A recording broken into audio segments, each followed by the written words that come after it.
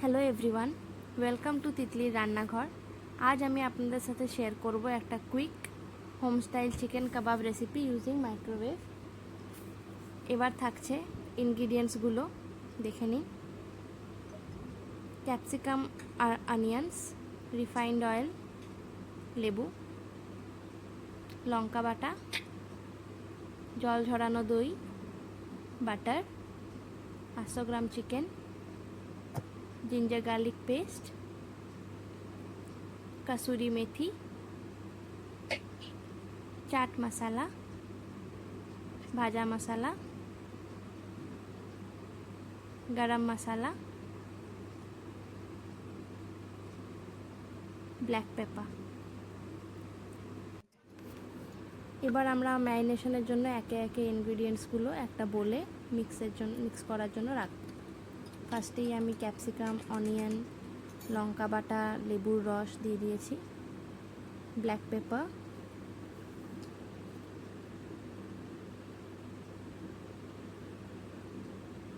এরপরে আমরা দেব ginger garlic paste,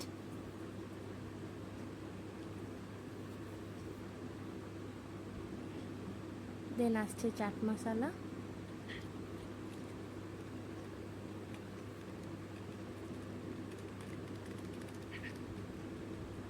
সামান্য পরিমাণে ভাজা মশলা, এটা অপশনাল, স্বাদ মতো নুন,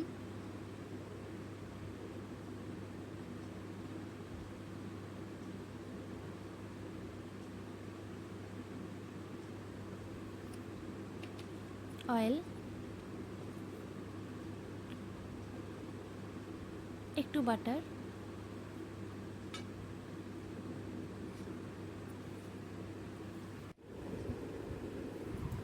এরপর আমরা সব ইনগ্রিডিয়েন্টসগুলোকে একটা বড় মিক্সিং বোলে নিয়ে ম্যারিনেশন করে 10 মিনিটের জন্য রেখে দেবো ঢাকা দিয়ে।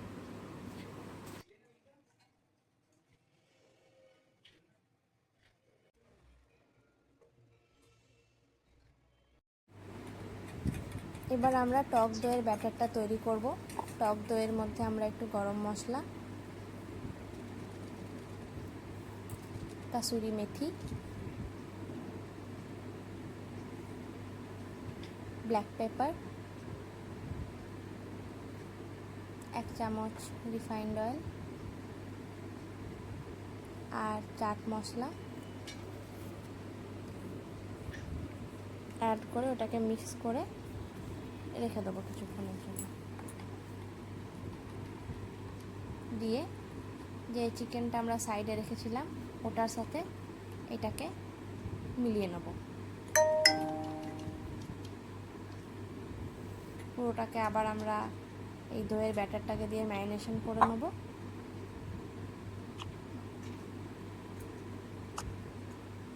আর এই ম্যারিনেটেড চিকেনটাকেও আমরা 5 মিনিটের জন্য সাইডে রাখবো। নেক্সট আমরা মাইক্রোওয়েভ রোটেসারিতে চিকেনগুলোকে, ক্যাপসিকাম আর অনিয়ন সবাইকে সেট করে নিলাম। দিয়ে মাইক্রোওয়েভে ভরে গ্রিল প্লাস মাইক্রো কম্বো মোডে 270 ডিগ্রিতে 15 to 20 মিনিটসের জন্য আপনারা দিয়ে দেবেন। এখন আমাদের রোটেসারিটা স্টার্ট হয়ে গেছে।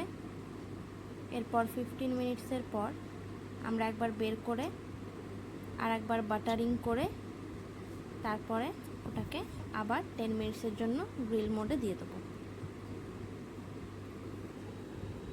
দেখে নিন, ভালোভাবে বাটারিংটা করে আমরা আবার 10 মিনিট ওটাকে রাখবো। 10 মিনিট হয়ে গেছে, আমাদের চিকেন কাবাবও রেডি হয়ে গেছে। দেখে নিন, খুব সুন্দর একটা কালার চলে এসছে আর খুব টেন্ডারাস দেখতেও লাগছে, সুসেদ্ধ হয়েছে। Thank you for watching. রেসিপিটা ভালো লাগলে প্লিজ সাবস্ক্রাইব।